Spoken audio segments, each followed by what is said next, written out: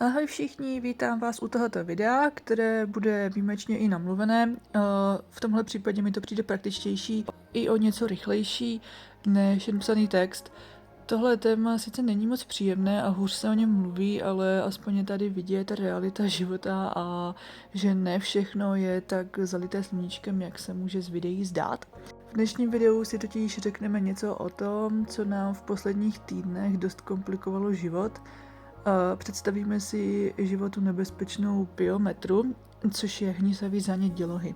První část bude taková, řekněme, informačně vzdělávací, kdy budu čerpat z internetu a kde si toto zákeřné onemocnění představíme.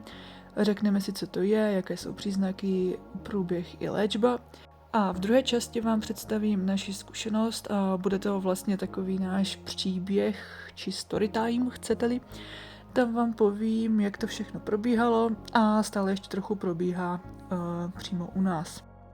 Tímhle videem chci šířit osvětu, protože jsem viděla jen jedno video v češtině a řekla bych, že se o tom zas tolik neví a přitom je to opravdu velice nebezpečný stav. Taky bych chtěla říct, že nebudu zmiňovat konkrétně název kliniky, kde mi Annie léčili, ale ne protože by odvedli špatnou práci, naopak postarali se skvěle a chci je tady veřejně pochválit, ale tohle není reklama na veterinu, ale video o vážné nemoci.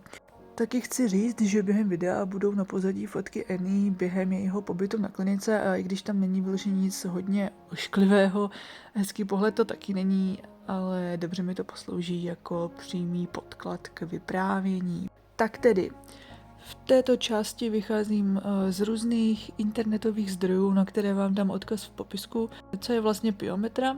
Pyometra je hnisavý zánět dělohy, vyskytuje se u nekastrovaných fen, nejčastěji po 6. roce života, ale objevit se může vždycky. Obvykle se vyskytuje v řádu týdnů až pár měsíců po hádání a projevuje se různě a záleží na typu pyometry. Existují totiž dva druhy, otevřená a uzavřená.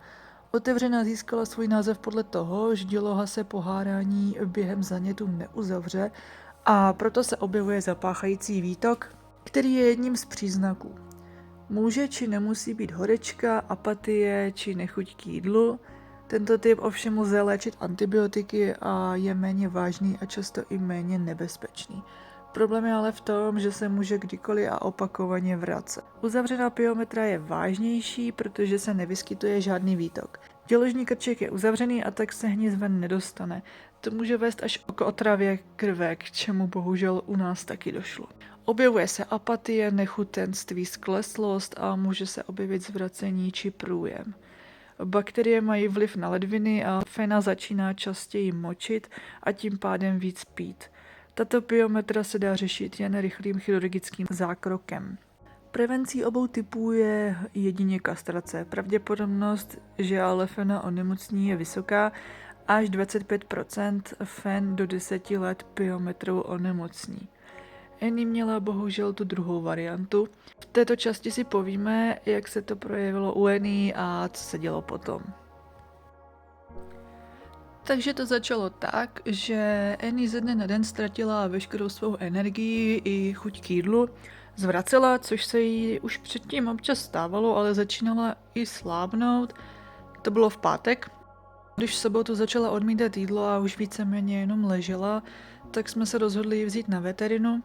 Tam jí vzali krev a udělali testy a šla na ultrazvuk, kde bylo vidět, že má nejen plný močový měchýř, ale taky dělohu, i když měla asi měsíc po hádání. Po určení diagnózy dostala 3 injekce a kapačku a na další den hned ráno byla plánovaná akutní operace. Odstranění dělohy, takže vlastně kastrace. Problém ale byl, že orgán byl naplněný krví a hnisem a to vše už prosakovalo do břišní dutiny, která se taky musela celá propláchnout. Proto byl ten zákrok riskantnější než obyčejná kastrace. Mohla jsem u ní být, když ji vlastně uspávali. Asi za 2 až 3 hodiny mi pak zavolali, že se probouzí a že všechno proběhlo v pořádku. Večer mohla jít Annie domů, dostala antibiotika, ochranný límec na krk a speciální pooperační košilku na tělo. další dny měly být kontroly na podávání dalších antibiotik. Jenže doma Annie jen nehnutě stála na místě. Říkali jsme si, že je asi jenom unavená po anestezii, navíc byl už večer, ale v pondělí se to nezlepšovalo, spíš naopak. Takže šla ještě asi na 6 hodin na kapačky a večer zase domů. Jenže v noci z pondělí na úterý celou dobu chodila, celá rodina k ní několikrát vstávala a 2krát brala vyvenčit ve tmě a v dešti. V úterý Annie zase nechtěla jíst, pít, vstávání i lehání začal být problém. Když už si sousto vzala, okamžitě ho vyzvracela a vyčerpáním spadla na zem. A tak jsme zase frčeli na veterinu. Tam si Annie hrála na hrdinku, běhala, vrtěla ocáskem, nikdo by nic nepoznal. Nechali jsme udělat další krevní testy a asi po 15 minutách čekání, když jsme se vrátili do ordinace pro výsledky, už ale Annie nedokázala ani sedět. Tak udělali ultrazvuk a měla tekutinu v bříšku. Musela tedy znovu na infuze. Od úterý byla na veterině, měla 3 antibiotika, později 4. Kapačku, bohužel zánět se rozšířil a vyústilo to vlastně v sepsi neboli otravu krve. A my jsme za ní vlastně jezdili 2krát denně. Ve středu se alespoň dokázala už postavit, ale nechtěla pořád jíst ani pít. Stále byla na kapačkách s antibiotiky a měla tekutinu v bříšku. Ve čtvrtek byl nejkritičtější den, ráno nevypadalo moc dobře a už jsme se těžce smiřovali s nejhorším. Nálada byla doma pod psa. Téměř nereagovala na náš příchod, ovšem dle testů byla Annie jinak zdravý a poměrně mladý pes a nikdo to s ní nechtěl vzdát. Toho dne odpoledne dostala dren do bříška a tak jsme bojovali dál. V pátek se to díky bohu aspoň trošku zlomilo k lepšímu.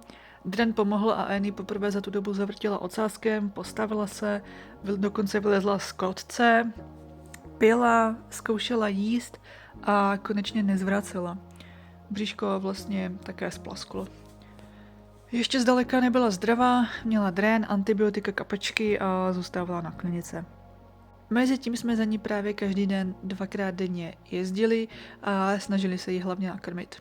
V neděli už Annie vypadala dost dobře, ale měla hodně špatná játra, zase nechtěla jíst a přitom na jídle záleželo to, jestli se z toho vůbec může dostat. V pondělí ráno jsme ji nakrmili asi trochu víc, takže to bohužel vyzvracela.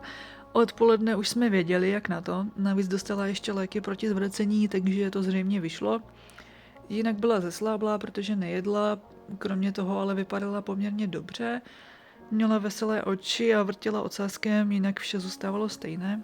V úterý byl konečně o něco větší pokrok. Vzali jsme ji vlastně na venčení ven, kdy se vlastně konečně i vyvenčila a sama se prý najedla. Jinak byla furt zesláblá, ale lepšilo se to. Ve středu po 8 dnech na veterinární klinice Annie zase začala jíst, měla zájem o okolí, vrtěla ocáskem, štěkala, olizovala svůj nos i ruce všech v jejím dosahu, takže jí vytáhli drén i všechny stehy a byla bez antibiotik. Mohli jsme si ji konečně vzít domů, dostala léky a speciální konzervičky, na které se ze začátku docela vrhala, protože byla vyhladovělá, ale už jako je moc nechce. Od té doby se teda ale pomalu lepší, klepu. Má několik druhů léku, musí mi několikrát denně krmit po malých dávkách. Má dietu, kterou chce méně a méně, ale nějak to zvládáme. Aspoň už konečně nezvrací. Tekutina v bříšku se, jak se zdá, už aspoň netvoří a snad začíná i ubývat. Jezdíme ještě na kontroly, ale léčí se. V době, kdy chystám toto video, jsou to přesně 3 týdny ode dne, kdy jsme ji po určení diagnózy museli nechat na veterině, ale než tohle video vyjde, tak ta realita bude zase kousek dál. Ale Anninka se vlastně vrací zpátky, měla fakt jako štěstí, že přežila. Bez léčby by určitě zemřela.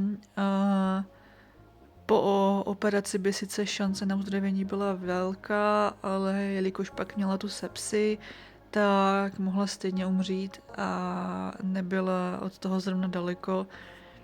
Takže dvakrát přežila svou smrt a já jsem ráda, že tu se mnou ještě je. No a to by bylo pro tohle video vše. Děkuji za zhlédnutí a klidně se můžete na naše zkušenosti zeptat v komentářích. Zkusím je zodpovědět. Ještě jednou teda moc děkuji za pozornost a prozatím se loučím. Ahoj.